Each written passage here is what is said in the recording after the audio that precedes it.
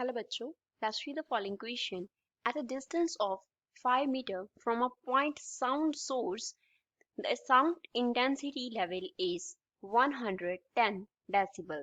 At what distance is the intensity level 95 decibel? 5 meter, 7.1 meter, 14 meter और 28 meter.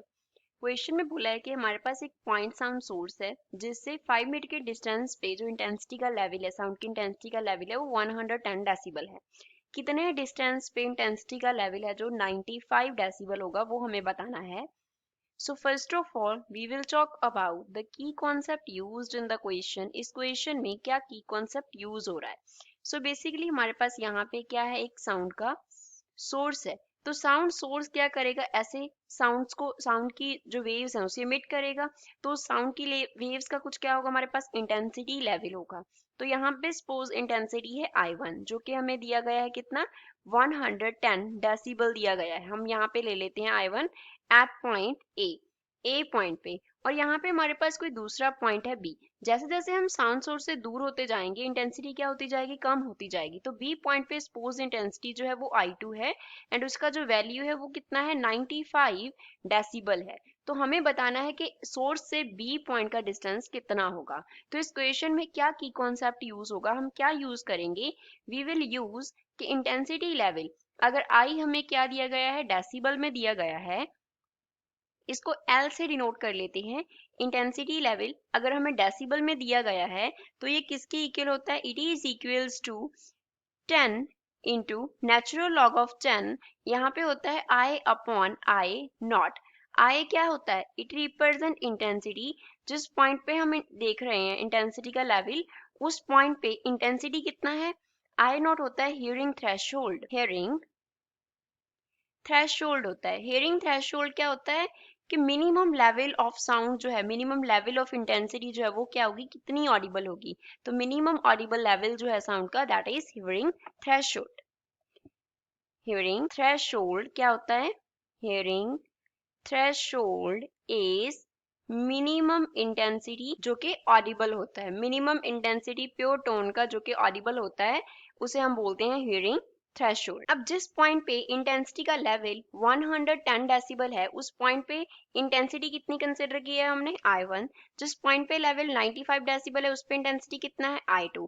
तो हम क्या लिख सकते हैं, we can raise intensity level हो गया 110 in decibel is equals to 10 times log 10 किसका, I1 अपॉन I नॉट का। I नॉट जो होता है हमारे पास हियरिंग थ्रेशोल्ड, वो क्या रहता है, कांस्टेंट वैल्यू होता है उसका। तो you consider it question number 1 and second case के लिए हम क्या लिखेंगे, जहां पे हमारे पास 95 डेसिबल लेवल है बी पॉइंट पे, इंटेंसिटी कितना लिया है हमने, I2 लिया है। तो उसके लिए हम क्या इक्वेशन लिखेंगे, 95 is equals to log base 10, यहाँ पे क्या आ जाएगा, I2 अपॉन I नॉट आ जाएगा। Consider it question number 2। अब क्या कर देते हैं, हम दोनों इक्वेशंस को सब्ट्रैक्ट कर देते हैं। सब्ट्रैक्ट 2 फ्रॉम 1, हम क्या करना है, 2 को सब्ट्रैक्ट कर देना है 1 से। तो लेफ्ट हैंड साइड पे हमारे पास क्या आ जाएगा, 110 माइनस में 95 इज इक्वल्स टू, हमारे पास क्या आ गया, 10 दोनों में से कॉमन निकाल लिया, पीछे क्या रह गया, 2 को 1 से सब्ट्रैक्ट कर रहे हैं तो पहले फर्स्ट वाली टर्म आएगी, that is log base 10 I1 upon I not minus log base 10, यहाँ पे क्या आ जाएगा, I2 अपॉन I नॉट आ जाएगा। अब यहाँ पे log a माइनस b का हम प्रॉपर्टी लगा देते हैं और we can say log m minus log n का प्रॉपर्टी। अगर हमारे पास ऐसे माइनस में टर्म हो तो हम क्या लिख देते होते हैं, log m अपॉन n लिख देते होते हैं। तो यहाँ पे हम क्या लिखेंगे इक्वेशन को, लेफ्ट हैंड साइड पे क्या है, 110 minus 95 that is equals to 15 is equals to 10, हमने कॉमन निकाला था, यहाँ पे क्या आ गया, log 10 ऊपर क्या आएगा m, पहली टर्म हमारे पास क्या है, I1 अपॉन I नॉट है, मल्टीप्लाई बाय दूसरी टर्म क्या हो जाएगी, इन्वर्ट हो जाएगी, I नॉट ऊपर चला गया, I2 क्या आ गया, नीचे आ गया। तो यहाँ से हमारे पास क्या आ गया, लेफ्ट हैंड साइड पे हम लिख लेंगे 15 upon 10, so we will write 15 upon 10 is equals to log base कितना है 10, तो ये हमारे पास कितना रह गया, I1 अपॉन I2 रह गया। तो लेफ्ट हैंड साइड पे आ गया 1.5 is equals to right hand side पे log base 10 of I1 upon I 2। तो यहाँ से I1 अपॉन I2 का हम वैल्यू निकाल सकते हैं। Ratio of I1 upon I2 is equals to कितना आएगा हमारे पास, क्योंकि इस तरफ हमारे पास log बेस 10 था तो इस तरफ क्या आ जाएगा, 10 का पावर बन जाएगा 1.5।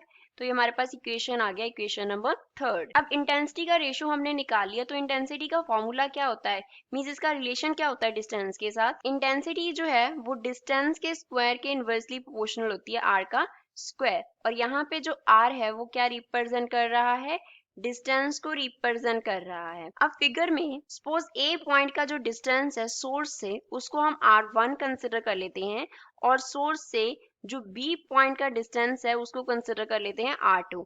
तो हमें R1 तो दिया गया है कितना, 5 मीटर, R2 निकालना है। R1 जो है वो कितना गिवन है, हमें 5 मीटर गिवन है। तो पहले तो अगर हमें I1 लिखना हो तो वो क्या हो जाएगा, inverse of R1 square. And अगर हमें I2 लिखना हो तो I2 क्या हो जाएगा, I2 will be inversely proportional to R2 square। R1 के स्क्वायर के इनवर्सली प्रोपोर्शनल है I1 एंड R2 के स्क्वायर के इनवर्सली प्रोपोर्शनल है I2। तो अब यहाँ पे हम क्या लिखेंगे, हमने निकाला था रेशो किसका, I1 अपॉन I2 का। तो उसको हम क्या लिख सकते हैं, we can write R2 square upon R1 square. ये किसके इक्वल है रेशो, 10 रेज टू पावर 1.5।